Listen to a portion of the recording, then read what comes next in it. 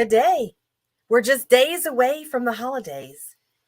And I found this great blog from Joseph Grenny with Crucial Conversations about feasting with unruly relatives. I don't know about you, but I have some. And I thought this was spot on and wanted to share it with you. You know, as a coach and trainer, I work with emotional intelligence, training, communication, all of that.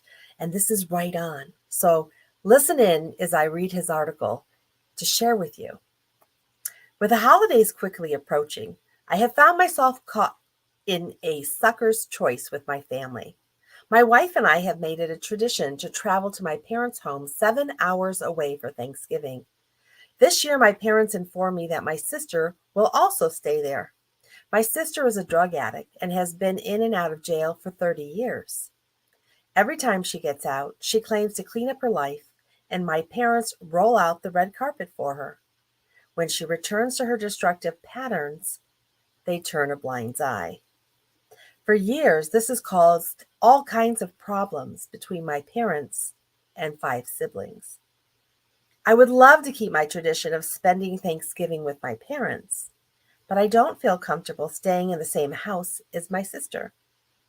It's a rural area, and so there's no hotels or other arrangements available. I see only 2 options. One, either continue with the tradition and hate the experience, which could also be potentially dangerous, or forgo the tradition and hurt my relationship with my parents. I can't find a win-win here. Please help. Sincerely, Stuck. Dear Stuck, Joseph Grenny responds. If you'll give me some latitude, I'm going to wax philosophical and share my perspective on the purpose of life. My goal is not to persuade you that my view of life is right, but simply to share one perspective that gives context to my suggestions. In my view, life is about achieving intimacy with those we're inseparably connected to. Family is first and foremost in that category. Now, how is that relevant to my dialogue with you? Because I walk in your shoes. I have dear ones who also struggle with addiction. Some of the most searing pain of my life has been watching them destroy months of progress, only to land once again in jail or on the street. Almost equally painful is watching those who care about them behave in ways that positively enable their self-destruction.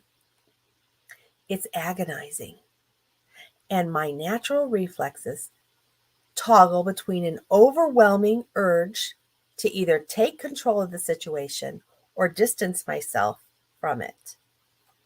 And yet, neither impulse is consistent with my view of the purpose of my life, which is to develop the character to achieve intimacy with imperfect people.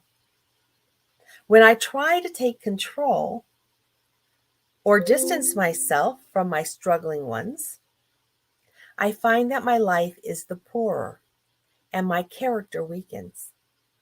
When I find myself in your shoes, the question now becomes, how can I remain close in a way that exerts positive influence and on those who are most troubled? Enough with the philosophy. So what about your situation? First of all, you made a reference to danger.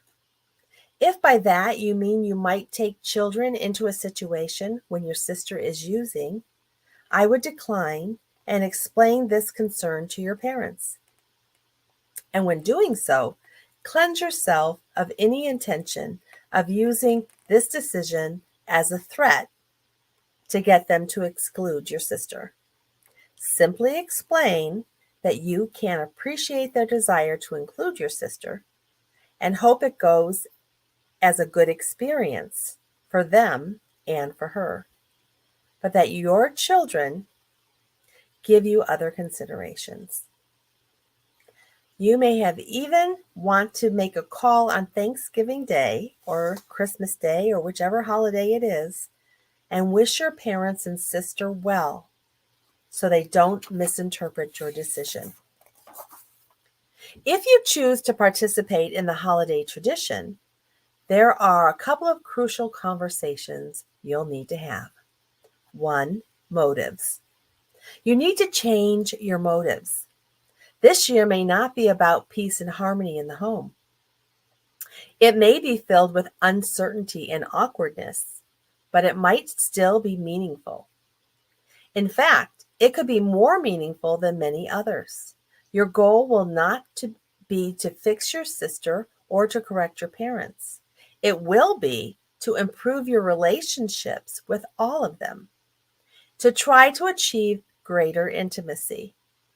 Doing so may increase your positive influence in the future in all of their lives. Second crucial conversation you'll need to have is about boundaries. You can't control your sister or your parents, but you can control yourself. Then ask yourself, decide in advance what kinds of situations may play out, and then ask yourself, if what I really want is to be most positive influence on my sister and my parents, how will I respond? Don't wait until the resentment of the moment hits to make the decision. Think it through in advance. Then discuss these boundary conditions with your parents. Let them know you love them and you want to be a part of this holiday, and that you have your own view of how to deal with some of those potential challenges. You don't ask that they agree with you. You just want to explain your intentions so they can understand your motives in case you behave in a way they find jarring. For example, if your sister uses, you may choose to leave or you may call the police. Before you arrive, discuss these boundaries with your parents and see if you can come to an agreement on them. If you disagree in important ways, you may elect not to participate. If that's the case, do not announce that decision in a punishing way. Do not use your decision as a way of provoking your parents to concede to you on these points. Honor their right to disagree with you. Affirm them. Express your love for your parents. Ask if it's okay if you arrange another visit with them when things are simpler.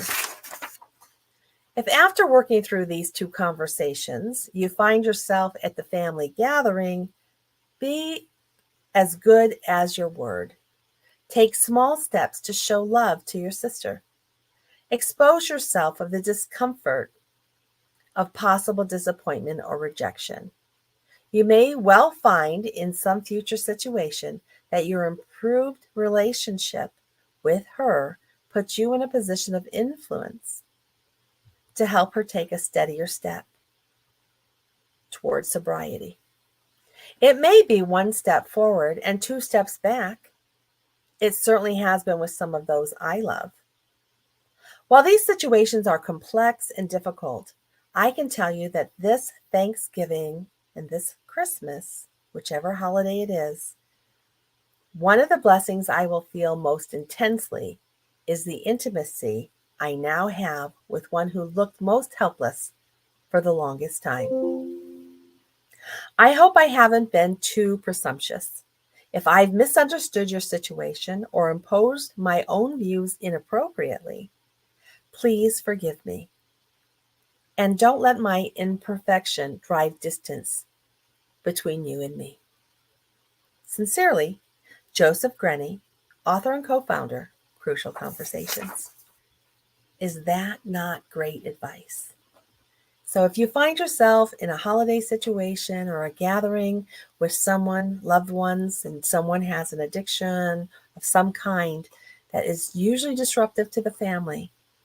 Think ahead of how you could deal with the scenarios that might arise. That requires forethought. It requires setting time aside. And then it requires you connecting with the host of the event to share your concerns and possible resolutions of how you see them. The main point here is to enjoy your holidays, be loving, be kind. We can have boundaries in loving ways. Have a blessed day. I hope this was of value to you because it certainly was valuable to me. Be blessed.